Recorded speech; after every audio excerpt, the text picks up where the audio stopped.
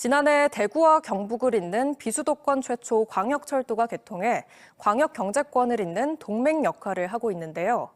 반면 비슷한 시기에 사업이 추진돼 같은 해 예비타당성 조사도 통과한 충청권 광역철도 1단계 사업은 여전히 착공조차 못하며 지지부진한 상태입니다. 사업비가 다시 한번 늘어날 수 있어 자칫 사업이 좌초될 수 있다는 우려까지 나오면서 정치권의 대응이 시급해 보입니다. 김철진 기자의 보도입니다.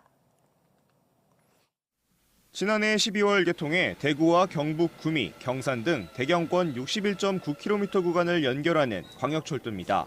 하루 평균 2만 8천 명이 이용하며 광역 경제권을 연결하는 주요 교통수단으로 자리 잡고 있습니다.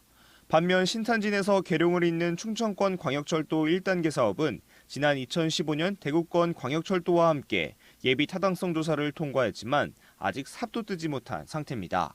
일부 역사를 줄이며 빠르게 기본 설계와 착공에 들어간 대경선과 달리 충청권 광역철도는 공사 지연 등으로 설계비가 급증해 각종 행정 절차가 이어진 겁니다. 지금 사업비가 상당히 많이 늘어날 걸로 보이긴 합니다. 그러다 보면 통상적으로 사업비가 늘어나기 마련인데 이 경우는 좀 많이 늘어난 이런 예외적인 경우라고 보고요.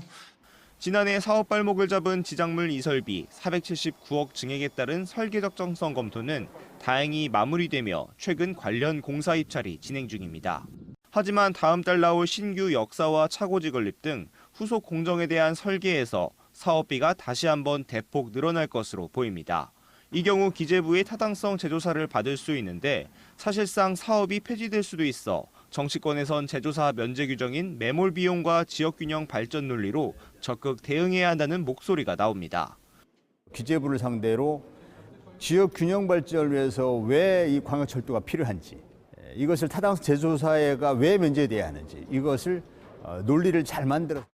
충청권 광역철도는 대선 공약에도 포함됐지만 좀처럼 속도를 못 내고 있는데 향후 대전, 세종, 충남북을 하나로 잇는 충청권 메가시티 구현의 뼈대인 만큼 사업 시행 여부가 절실해지고 있습니다. TJB 김철진입니다.